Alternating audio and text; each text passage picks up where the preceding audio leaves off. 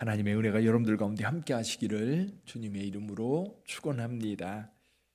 빌립보 교회 참 좋은 교회였죠. 오늘 본문의 말씀에서도 사도 바울이 데살로니가 빌립보 교회를 떠나서 데살로니가에 가 있을 때에 거기 머무르는 동안 이 빌립보 교회는 사도 바울이 쓸 수 있도록 헌금을 해서 보냈던 겁니다. 한 번이 아니라 두 번이나.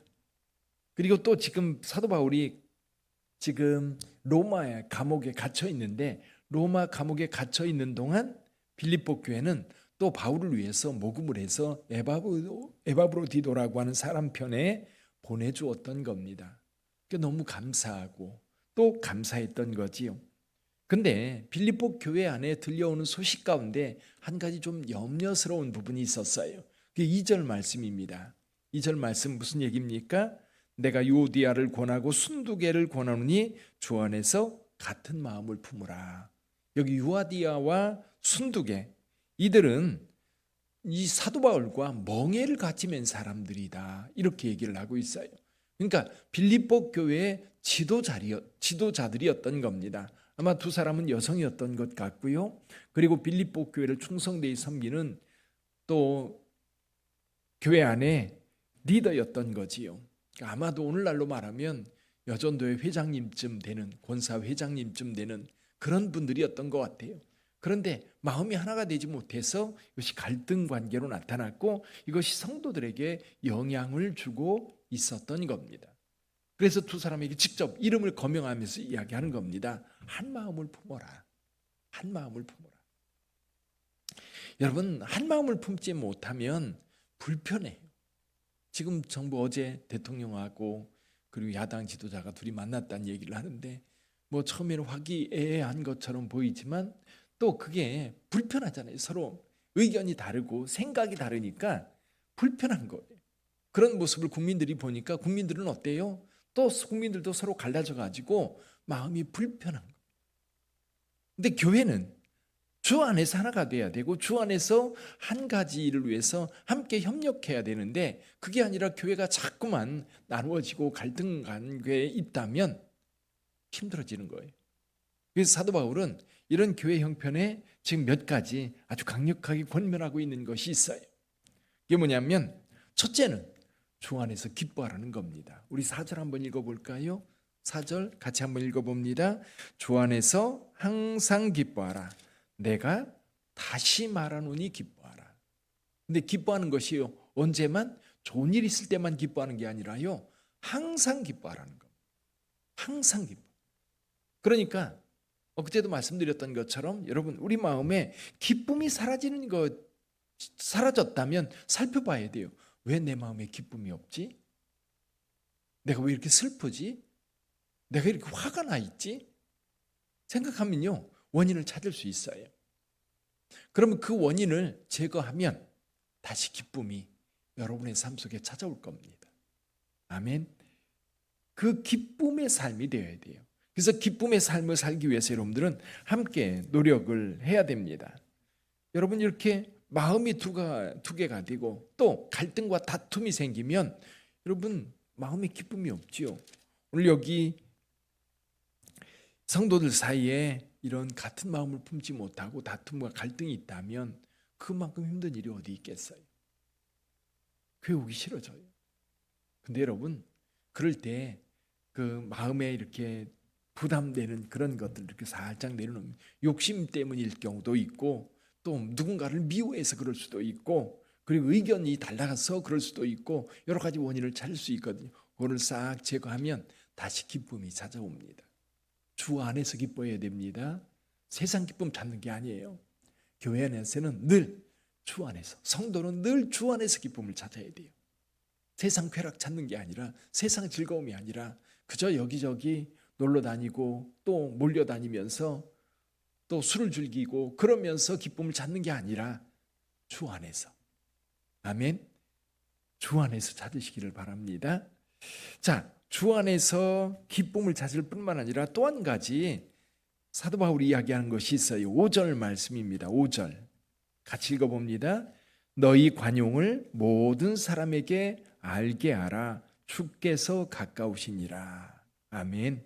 여기 관용이라는 말을 썼어요. 관용. 이 관용이라고 하는 것, 사도 바울이 이런 마음일 것 같아요. 바울이 예수를 믿고 나서 자기가 세상적으로 가지고 있었던 모든 자랑거리들 3장에서 이야기하고 있었지요. 자기는 이스라엘 사람 중에 이스라엘 사람이요, 히브리인 중에 히브리인이요, 율법으로는 바리새인이요, 그렇게 이야기를 할 때 사도 바울은 유대인으로서 유대 사회에서 자랑할 것들이 정말 많았던 사람이었어요. 정말 탁월한 사람이었고요, 능력도 굉장한 사람이었는데 예수 딱 만나고 나니까 이게 별거 아닌 거예요. 아무것도 아닌 거예요. 배설물로 여기면서 오직 예수 그리스도에게 집중할 수 있었어요. 여러분, 예수께 집중하니까요, 그 다음부터는 사람들을 다 수용할 수 있었던 거예요. 포용할 수 있었던 거예요. 여러분, 다른 사람들을 대할 때에 온유함이나 또는 인내로 대해야 됩니다. 우리 자녀들을 키울 때에도 사랑 가운데 아주 중요한 것이 뭐예요? 오래 참음입니다. 인내. 교회 안에 성도들 사이에도 마찬가지예요. 좀 내 눈에 거슬려도 인내가 필요합니다. 그러면 그것 때문에 마음 상하지 않아요. 뿐만 아니라 온유함이 있어야 돼요. 온유함. 품을 수 있는 마음이 있어야 되죠. 그런데 인내나 온유함보다 관용은 더 큰 거예요. 더 높은 단계의 인격이라고 봅니다. 그래서 교회 성도들이 신앙생활할 때 이 관용, 너그러움이 있어야 돼요. 이게 너그러움이, 이 관용이라고 하는 게 넓어져야 되는데 좁아지면 좁아질수록 갈등이 많아지고요, 불편한 게 많아져요. 그래서 성도들이 서로 마음을 좀 넓게 갖고 다른 사람들을 수용해 줄 수 있어야 돼요. 말이 좀 거칠어도 수용해 주고요, 좀 행동이 좀 그래도 수용해 주고요. 교회에 그런 일들이 있었습니다. 예전에, 지금은 좀 그런데요, 이 청소년들 또 중고등학교 학생들이 노랑머리 들이고 교회 오는 경우가 있었어요. 그럼 어른들이 그걸 너무너무 불편해하는 거예요. 한때 그럴 때가 있었지, 그러고서 이쁘게 봐주면 좋은데, 근데 걔네들이 방학 때면 노랑머리 들였다가 개학할 때 되면 또 싹 빼고 가요. 이게 잠깐 사이거든요. 그런데 교회에서 특히 이걸 수용을 못하는 거예요. 그런 아이들이 교회 오기 너무 불편한 거예요. 그래서 교회 안에서 청년들, 또 젊은 아이들, 우리 또 중고등부 아이들, 여러분, 우리 어른들이 볼 때는 참 불편하게 보이고 행동하는 것, 옷 입은 것, 도대체 한 가지도 마음에 드는 게 없을 그때에 어른들이 너그럽게 봐주면, 야, 너 멋있다 한마디 해주면요, 그게 좋아가지고 아이들이 그렇게 행복해 하거든요. 근데 어른들끼리도 마찬가지입니다. 좀 특별한 튀는 행동이 있는 경우가 있어요. 예를 들면 요즘엔 그런 경우 별로 보는데, 저희가 이제 청년들하고 같이 신앙생활할 때 한 청년, 이런 청년이 있었어요. 화장을 그때 굉장히 진하게 하고 다니는 친구가 있었어요. 근데 그 친구에 대해서 여러 친구들이 이런저런 말들을 하는 거예요. 그러니까 그 친구가 교회 다니는 게 너무 불편한 거예요. 이런 것들을 수용해 주는 거예요. 좀 나와 다르다고 해서 그걸 배제하는 게 아니라, 나하고 멀리 하려고 하는 게 아니라, 그것이 주 안에서 좀 우리가 수용해 주면 그들의 마음도 열리고 오히려 더 편안하게 신앙생활을 할 수 있는데, 서로가 불편한 거예요. 관용은 그것들을 수용해 주는 거죠. 아마 여기 순두개나 유아디아 같은 경우도 어떤 특별한 성격이 있는 사람이 있었을지도 몰라요.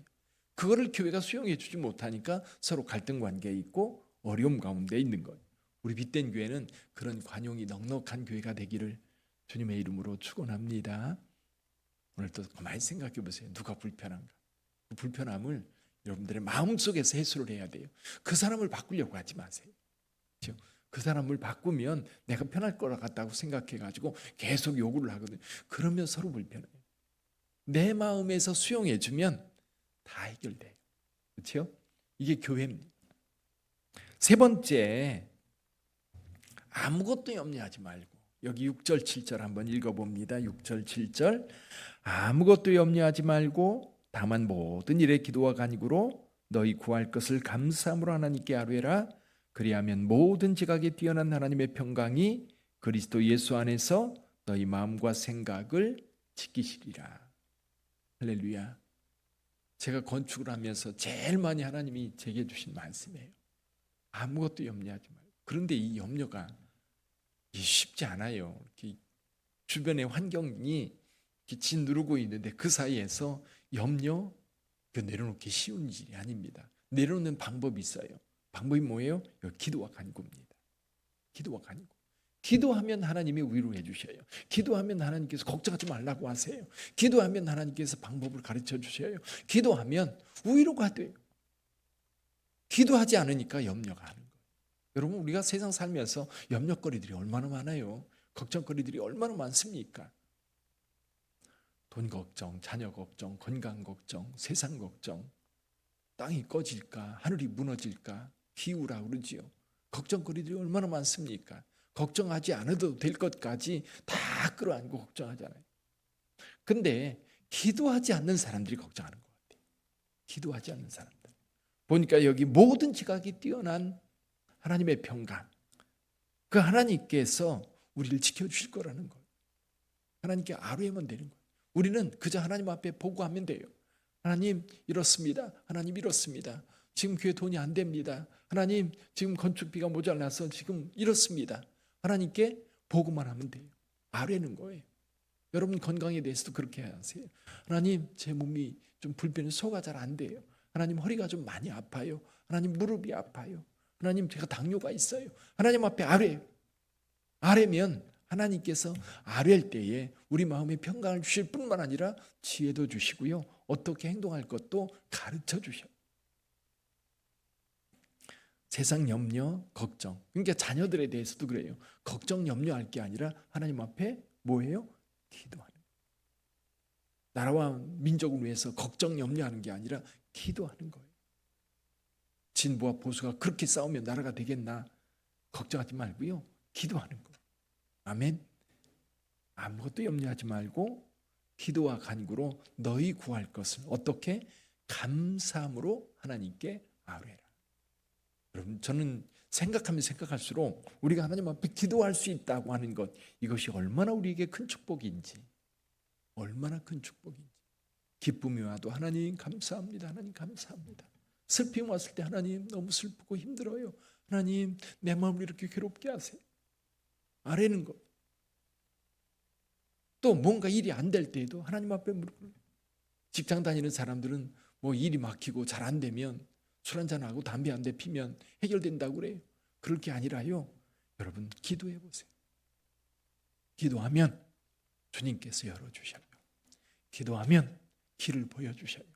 기도하면 아무것도 보이는 게 없는 것 같은데 기도하다 보면 하나님께서 잘 열어주시는 오솔길이 보여요. 아, 저기가 길이구나. 아무것도 염려하지 말고 모든 일에 기도와 간구로 너희 구할 것을 감사함으로 하나님께 아뢰라. 그럼 이게 교회 성도들이 이런 교회 관계 속에서 만들어가는 방법이에요. 항상 기뻐하고 관용하고 염려하지 말고 하나님 앞에 기도와 간구로 구하고, 그러면 저와 여러분들이 우리 빛된 교회 안에서 행복한 그리고 아름다운 성도의 삶을 살아갈 수 있게 될 줄 믿습니다. 우리 빛된 교회는 행복한 교회예요.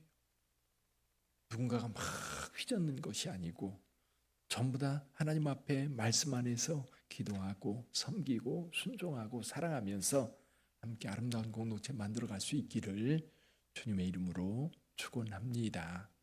기도하겠습니다.